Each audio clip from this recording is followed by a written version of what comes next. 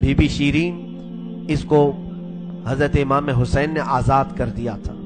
وہ کہتی تھی کہ میں آزاد نہیں ہونا چاہتی ہوں۔ کہا تھا کہ تو بڑھاپے کو پہنچ چکی ہے، تجھے ہم نے آزاد کر دیا۔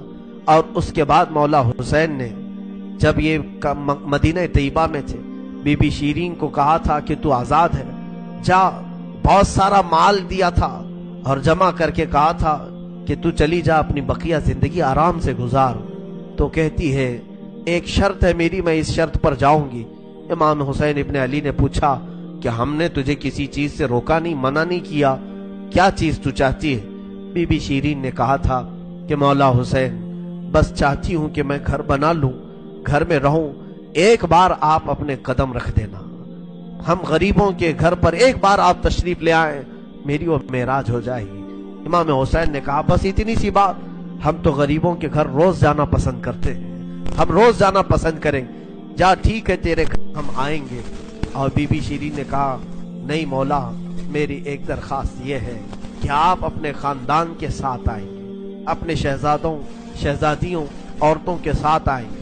مولا حسین نے ساری عورتوں سے کہا دیکھو بی بی شیرین کہتی ہے اس کے گھر دعوت ہے، ہم سب آئیں گے۔ اور اس کو بطور مسکراتے ہوئے آپ نے فرمایا بی بی شیرین ایسا نہ ہو کہ ہم آئیں اور تو پہچان ہی نہ سکے، ایسا نہ ہو کہ تو پہچان ہی نہ سکے۔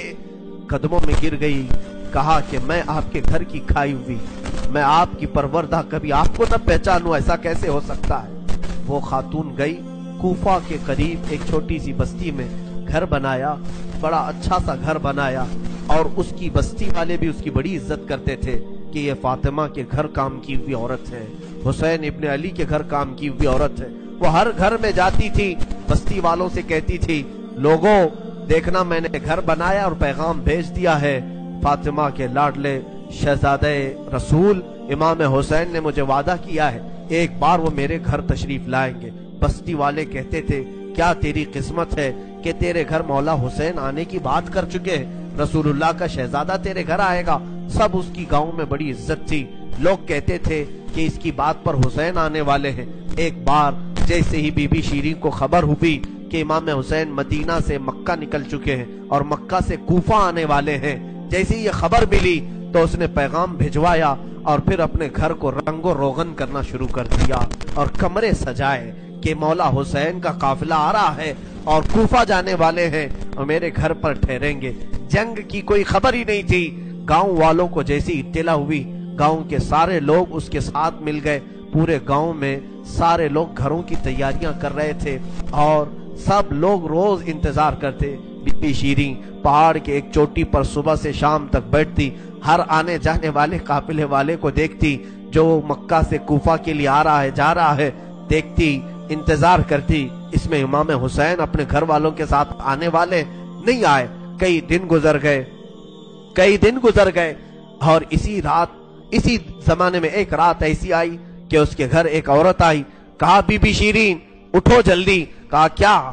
کہ حاکم بصرہ ابن زیاد کا لشکر، بہت بڑا لشکر ہے اور وہ لشکر باہر آیا ہوا ہے، تیرا بڑا گھر ہے، وہ چاہتے ہیں کہ آج کی رات تیرے گھر میں گزارے۔ کہا کون لوگ ہیں، کیوں آئے ہیں؟ کہا سنا ہے کہ ایک باغی نے بغاوت کی تھی اور اس کا سر کچل دیا گیا، اسے مار کر کے اس کا سر لایا گیا ہے اور اسی کو دمشق امیر المومنین یزید کے پاس لے جایا جا رہا ہے۔ بی بی شیرین نے کہا پتہ نہیں کون سا باغی تھا، کس نے بغاوت کی تھی، کس سے جنگ ہوئی تھی، خبر نہیں ہے، بہرحال اگر حاکم کا قافلہ گھر کے دروازے پر کھڑا ہے تو میں دروازہ کھول دیتی ہوں۔ دروازہ اس نے کھولا، بہت سارے رات کا وقت ہے، شہزادوں کے سر نیزوں پر لٹکے ہوئے ہیں، حسین ابن علی کا چہرہ دھول میں اٹا ہوا تھا، زلفیں چہرے پر آئی ہوئی تھیں، بیبیاں سب باندی بنا کر لائی گئی تھیں اور سب جکڑی ہوئی تھیں، چہرے ان کے بالوں سے ڈھاکے ہوئے تھے۔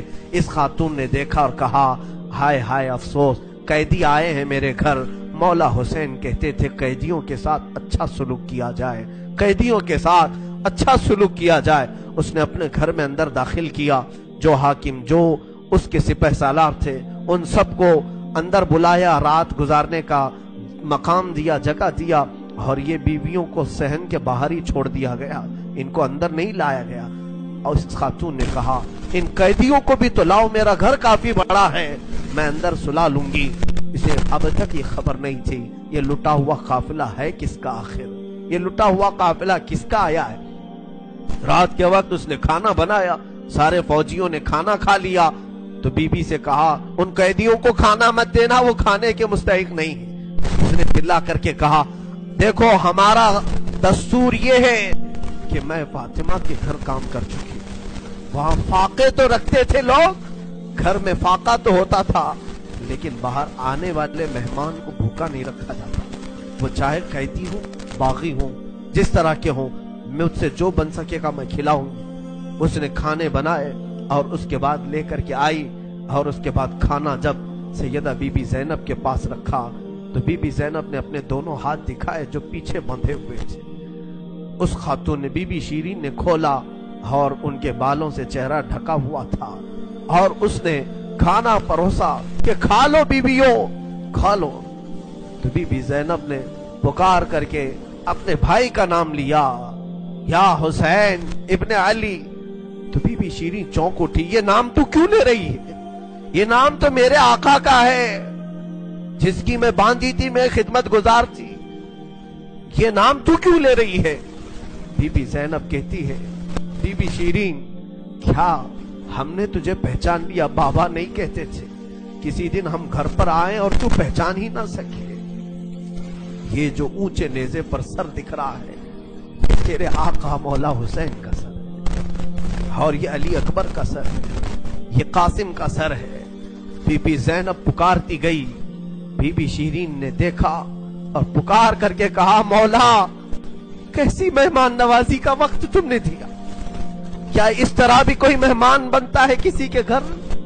اور یہ کہتی ہوئی غش کھا کر گر پڑی، اس پر پانی ڈالا جاتا وہ اٹھتی پھر غش کھا جاتی، بے ہوش ہو جاتی۔ سچ کہا تھا مولا حسین نے، اے بی بی شیرین ہم تو وعدہ کیے ہیں آ کر رہیں گے، کہیں ایسا نہ ہو کہ تو پہچان ہی نہ سکے۔ سچ کہا تھا مولا حسین، آپ اس حالت میں میرے گھر آئے کہ میں پہچان نہ سکی، کیونکہ وہم و گمان میں بھی نہیں تھا کہ فاطمہ کے لاڈلے کا کٹا ہوا سر کبھی گھر آ سکتا۔ وہ غش کھا کر کے گر گئی، روایات میں ہے۔ صبح جب اٹھا لوگوں نے فوجیوں نے اٹھ کر کے دیکھا تو بی بی شیرین کا جسم ٹھنڈا پڑ چکا تھا، اس کی روح نکل چکی تھی۔ غم حسین میں لوگوں کی جانیں چلی گئی۔ یہاں آج دو آنسو ہمارے نکلتے ہیں تو لوگ ہمیں بولتے ہیں غم حسین میں لوگوں کی روح نکل گئی، جو اصلی محبت کرنے والے تھے وہ دنیا سے ہی رخصت ہو گئے۔ مولا حسین کی محبت کرنے والی بی بی شیرین دنیا میں نہیں رہی۔ کہا آخری جملے اس کے یہ تھے، گھر بڑی آن شان سے اس لیے بنایا تھا کہ ایک بار مولا قدم رکھیں گے، اب انہوں نے قدم رکھ دیا تو اب جینے میں کوئی مزہ